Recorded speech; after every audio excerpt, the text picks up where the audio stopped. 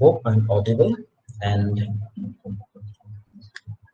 we were discussing numericals based on errors and weights in the last class, and we will continue with that one. We have one more numerical to see and discuss in the same way, in the same line.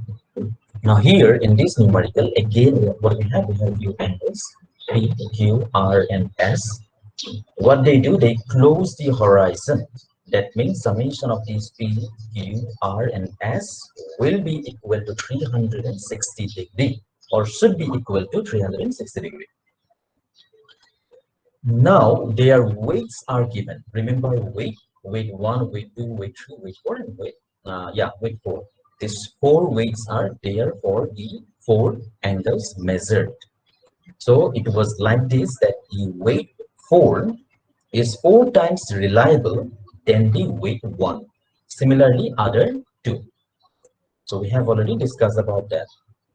Now, first of all, we will add the angles and see if there are any errors or not.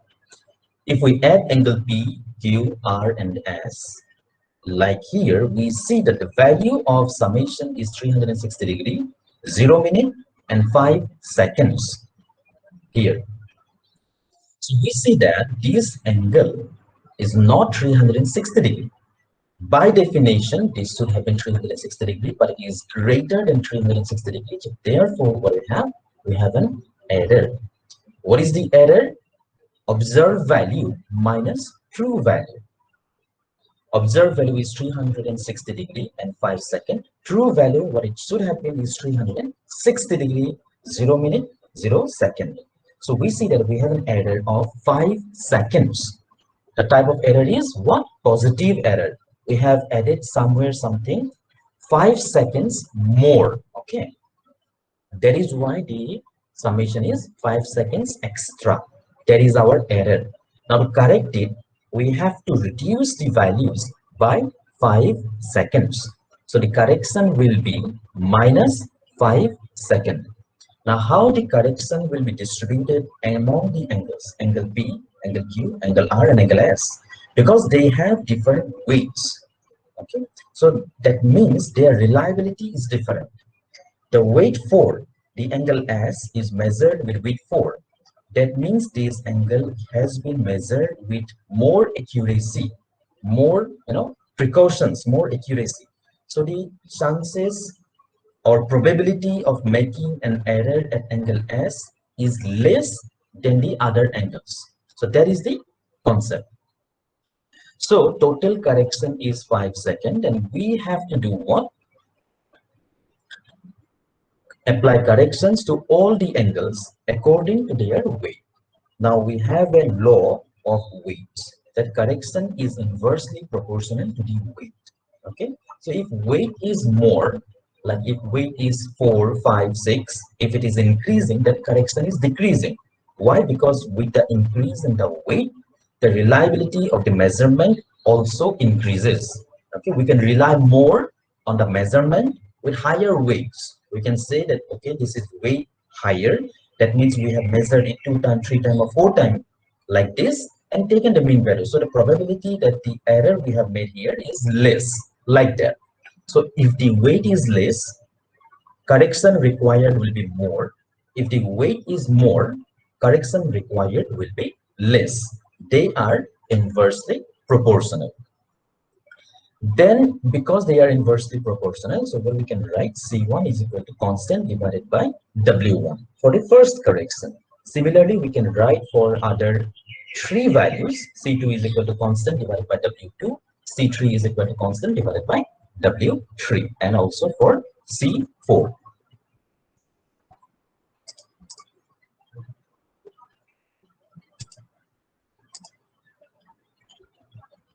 Then, because they are all constants here, so what we can write finally, that C1 W1 is equal to constant, C2 W2 is equal to another constant, C3 W3 is equal to constant, like that. So that their proportionality will be maintained. So we can write C1 W1 is equal to C2 W2, just like here.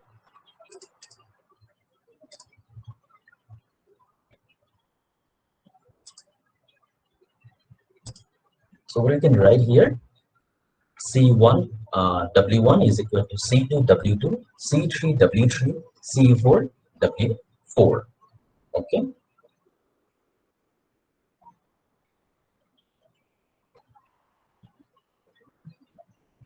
And then we can write their weights. In place of W1, weight is 1. In place of W2, weight 2. In place of W3, weight 3. In place of W4, weight 4. That way we can write. Now, we want to get into the condition like this, where we have to write total correction and the summation, just like we did in the previous numerical. We want to get to that condition so that we can incorporate the total correction in this equation. So what we will do, we will divide it by some suitable number. What is the suitable number here? The LCM of 1, 2, 3, and 4. It is 12, so we divide it by 12, so it becomes C1 by 12. And C2 into 2 by 12, C3 into 3 by 12, C4 into 4 by 12. So in the next line, it becomes C1 by 12. These 2 and 12 becomes C2 by 6, C3 by 4, C4 by 3.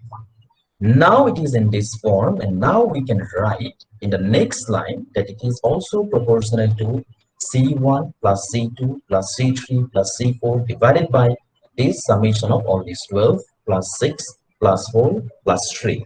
So we see that C1 plus C2 plus C3 plus C4 is equal to the total correction, and it is divided by 25, this summation. Okay, so what is total correction is minus 5. So we got this equation finally, that C1 by 12, C2 by 6, C3 by 4, C4 by 3 is equal to minus 5 by 25. Now from this equation, we can compare this first term and the last term. We can write C1 by 12 is equal to minus 5 divided by 25.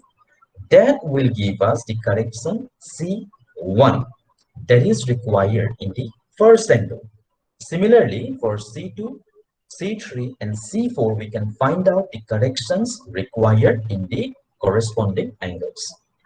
C2, C3, and C4. So remember, C1 was having weight 1, next C2 weight 2, C3 weight 4, and C3 weight 3, and C4 weight 4. So as the weights are increasing, the correction required is decreasing, because with higher weight, probability of making an error is less. So finally, we will apply the corrections to the corresponding angles P, Q, R, and S. Now we have the corrected values here. Now if we sum these up, we have already applied the correction, so the summation will be equal to 360 degree, which is the case by definition. Okay, so after this, let's go here. So we are still in triangulation. We are still in a error, discussing about this error, theory of error. So in theory of error, there is a theory of least squares. What it says, that if the measurements are of equal weight, we have made some number of measurement, okay, and they are of equal weight. That means they have been done once and taken the value, or they have been, all the measurements have been measured twice and taken the mean value. So they are of equal weight. Probability of making error in all the measurements is same. Okay, then the most probable value of that measurements, of those measurements, is the value that will give us summation of square of the residuals and minimum. Okay, so we have measured a number of values, we have taken a number of measurements. For those measurements, the most probable value will be the one where the summation of the square of the residuals will be minimum. Okay, so the residuals will be different when the mean value will be different, right? Residuals or variations, what it was? It was the measured value minus mean value, or the most probable value. So what will happen? If the most probable value is different, the residual is also going to be different. So we can have number of cases for different most probable values, but the most probable value will be the one where the summation of v square residual square or variation square will be a minimum value. And when the measurements are weighted measurements with different weights, weight 1, 2, 4, 5 like this, then the summation of W into V squared will be minimum. What is W? W is the weight of that particular measurement.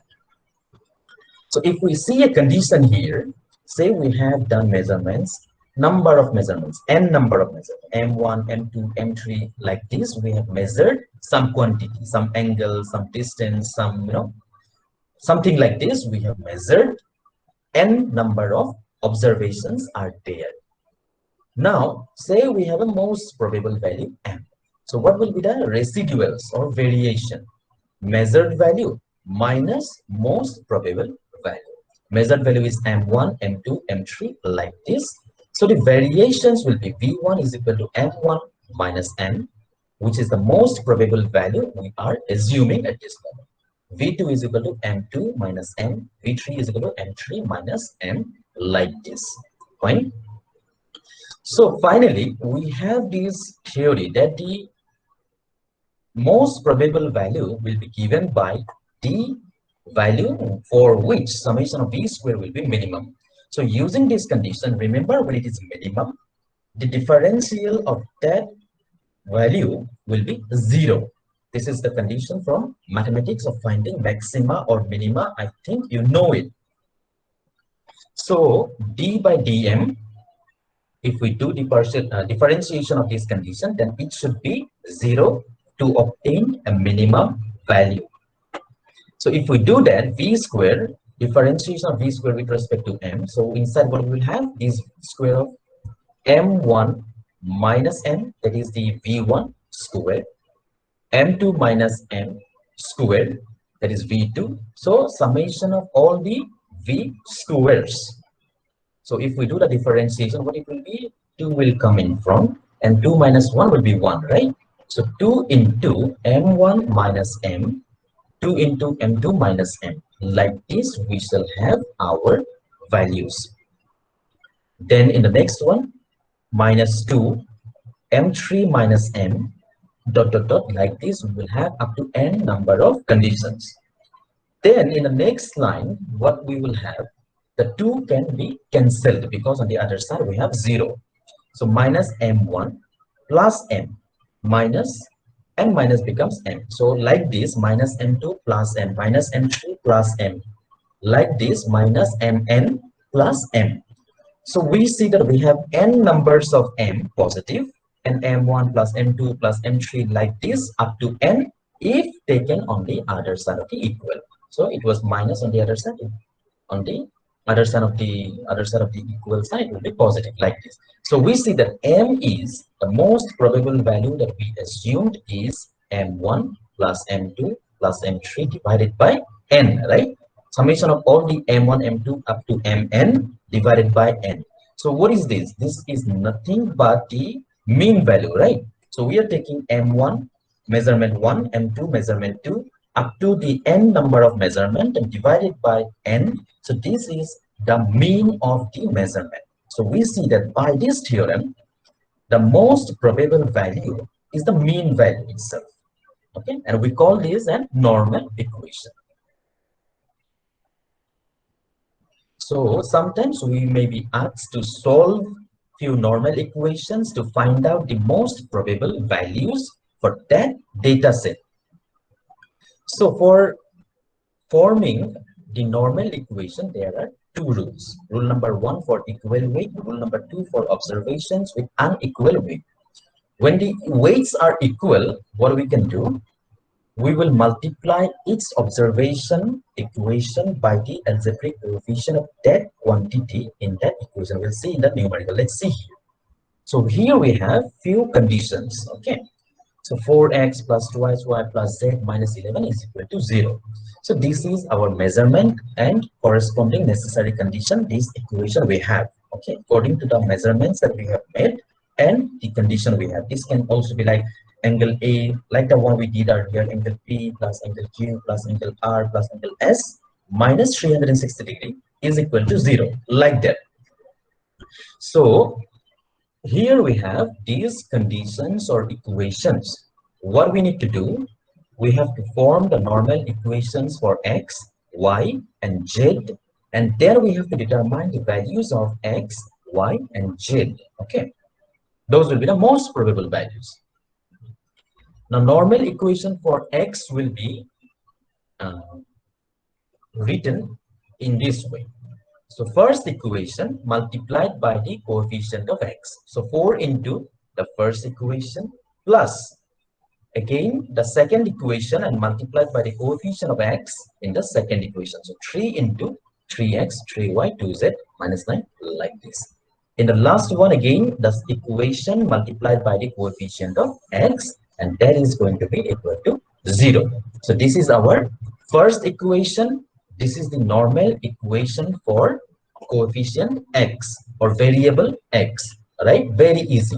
In the second one, what we will do, first equation multiplied by the coefficient of y, because we are finding the normal equation for y. Then plus coefficient of y multiplied by the second equation plus coefficient of y in the third equation multiplied by the third equation. That way. Similarly, for z, we will do our multiplication. Okay, I should have given a bracket here. The first one is 1 into the first equation. Second one is 2 because the coefficient of z is 2 in the second equation. Similarly, we will add them and write equal to 0. So this equation 1, 2, and 3 are the normal equation for x, y, and z respectively. So now we shall have to solve these equations to get the most probable values of x, y, and z. So I have done it the longer way for you. For if it comes in your exam, you can solve these three equations using calculator, no issue. So here what we have done to solve the equation 1 is multiplied by 22 by 50. Why?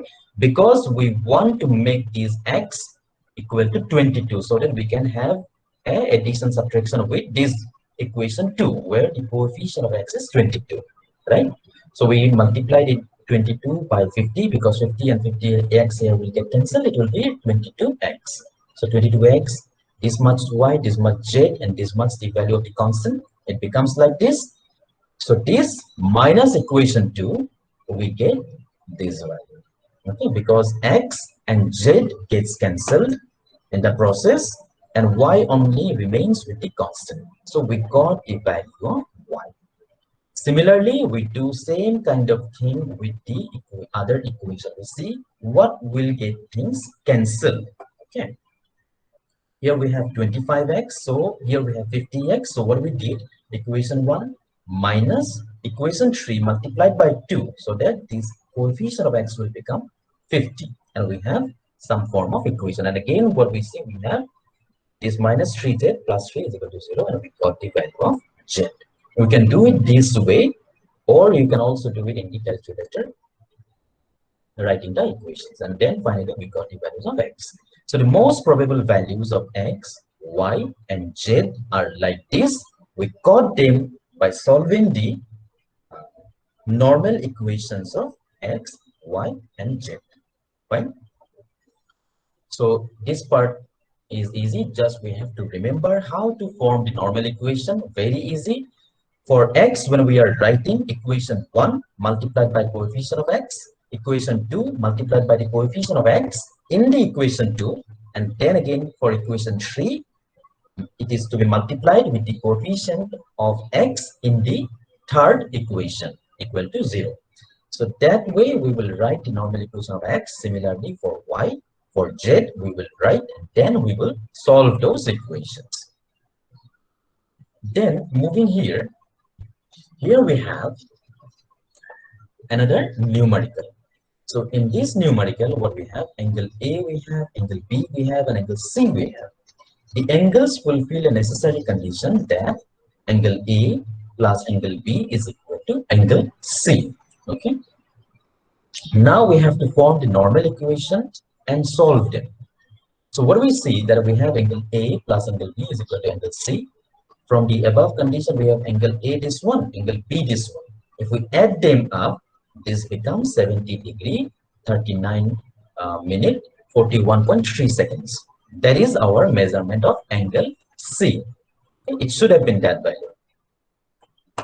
Then let's form the normal equation of A. In the first equation, if we write the coefficient of A, that is 1 only, so we will write 1 into angle A, this one. Then in the third equation, sorry, in this third equation here,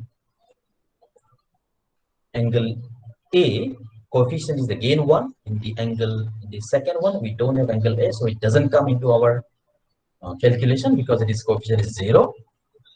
So 1 into these values, and we got this equation. So twice angle A plus angle B is equal to this much. This is our normal equation for angle A. First equation. Similarly, we will do for angle B. Angle B 1 multiplied by 1 because coefficient is 1. Everywhere coefficient is 1. And again, we take the third angle and we see that angle A plus twice of angle B is this much. Okay, this is our second equation. So now we will solve these two equations. These are our normal equations for angle A and angle B. We will solve them. These are very easy, right?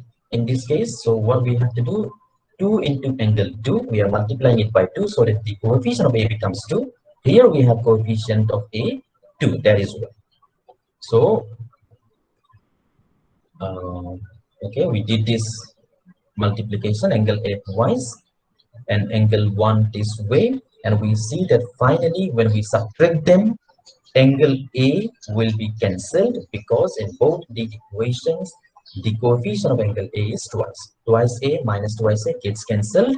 Here we have 4B, here we have angle B, because 4B minus B is only what remains. So we got the value of the angle B, and then we got the value of angle A in the other equation. So then we see that what is angle C? This is angle A plus angle B is equal to this much, is equal to the C angle. Okay, from the fulfilling the necessary condition that angle A plus angle B should be equal to angle C. Okay, so these are the most probable values of angle A, angle B, and angle C. That way we have to form the normal equation and solve it. Very easy normal equation forming. Just we multiply by the coefficient of x if we are forming normal equation of x, or a if we are forming normal equation of a. That's it. So with this part, the triangulations, the errors, they come to end. Then we have one very small topic, trigonometric leveling. Okay, so we know leveling. What we do in leveling, we measure elevations, we measure heights. So in trigonometric leveling,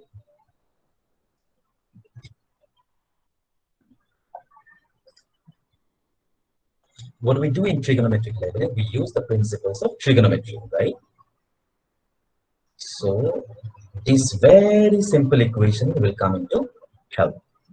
If this is theta, if this is h, and if this is d, right? So tan theta is how much? Tan theta is h by d, right? So if we know d, if we measure d, then we know h. So h is equal to d into tan theta. So if we have to measure some height, some elevation, we can do this way. So this distance we measured, we also measured the angle, and we got the h, or elevation, or whatever we are finding in the vertical direction. Now, there can be different conditions. There can be different conditions we can see here. The first one is easy. We can measure the distance between the instrument and the position where we are finding the height. So we know D, we know the angle, we can measure our angle measuring equipment, and we can find out this elevation. But if we do not want to measure this distance D to the point where we are measuring the height, then what we will do? Or if we cannot go there, if it is far and we don't want to go that much, then we have other options like this. Okay. So here we can measure twice. We can have two measurement from two locations.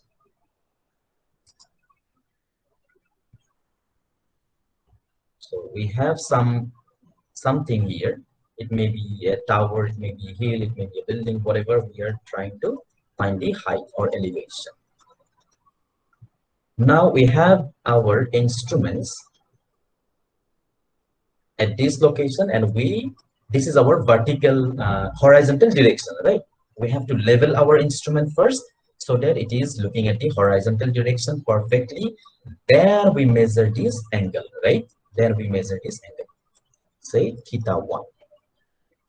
Then from here again we come, this is the vertical horizontal direction. From here also we measure the angle.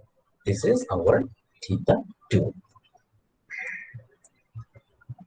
So this is going to be our, say, h1, like this. And this is, say, our small d. And this is, say, our capital D. So what we can write from these two, we can write equations from the first case in this triangle. What we can write? We can write that tan of theta 1 is equal to h1 by d, right? We can write we can write h1 is equal to d into tan of theta 1. From the second one, from theta 2 measurement, what we can write? We can write tan of theta 2 is much. Now, the h is same, right? Because we are at the same level. The ground can be a different level, remember, but the vision, the line of sight is exactly at the same level. Then only this h would be same. Here we have h1, and we can write d plus small d for the second case, right? Is d plus small d. So here it will have h1 is equal to d plus small d is equal to tan of theta 2. Now from this equation, because this h1 and this h1 is same, we can write that this value is equal to this value, right? And then we have already measured theta 1, theta 2, right? We will know the small d, right? Because this is, we are small distance, because this is the distance between our instruments only, right? It can be 1 meter, 2 meter, 3, 4, 5 meter as per convenience. So we will also know that the d and d will get cancelled. Sorry, no, the d will not get cancelled. Sorry, the d we can find out. That is the only unknown here.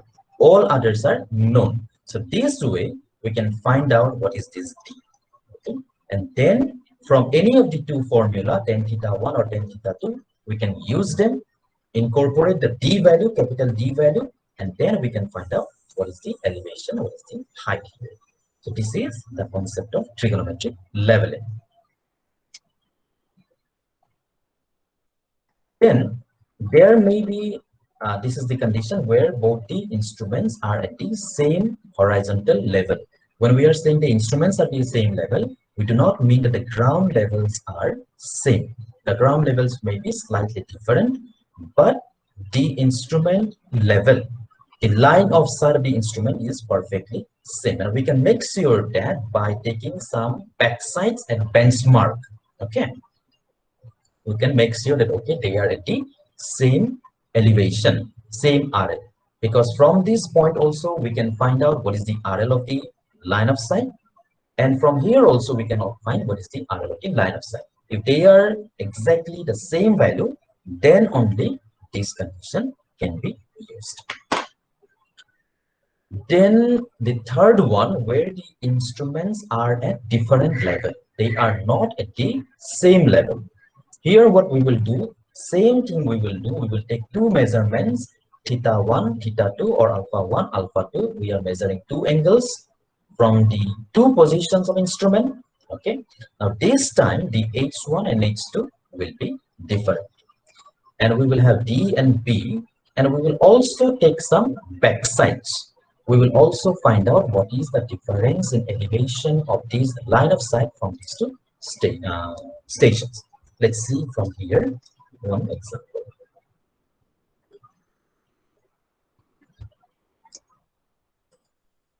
So here we have some object.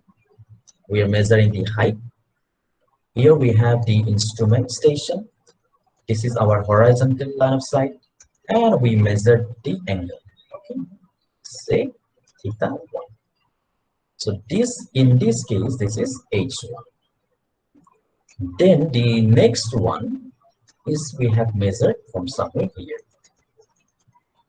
Now this is different height, right? So here we have theta 2. So this is going to be h2 here. Now this one is capital D and this one is small d, just like the previous case. Now this difference between h1 and h2 is this much here. This is also exactly equal to this one, right? Elevation difference between RL of the line of sight of this station and this station. All right? Because this is the same line of sight, right? So it will have an RL. It will have an RL. If we subtract the RL of this line from this line, we will get their difference in height. So what we can do, we can have some benchmark and we can take back sides to evaluate the RL of this line of sight. Okay. So if we just take the difference of the back sides, that will give us, we have some backside here. We have some backside here. If you take the difference of this backside and this backside, that will give us the difference of line of sight in this station and difference of line of sight in this station. And that is nothing but h1 minus h2 here, right? So using this condition, what we can do, we can solve. So here again, we will have equations like tan theta 1 is equal to h1 by d, tan theta 2 is equal to h2 by d plus b, right? So from here, we can write that h1 minus h2 is this much. And then in place of this h1 and h2, we can incorporate d tan theta 1 and d plus capital D plus small d tan theta 2. So what we know here, we know theta 1, we know small d. Okay, we know the difference of h1 and h2, right? So therefore, we know all other values and we will get this capital D. We will get this capital D. From there, we can solve the h1 and h2 and we can find out the elevation of the positions. Okay.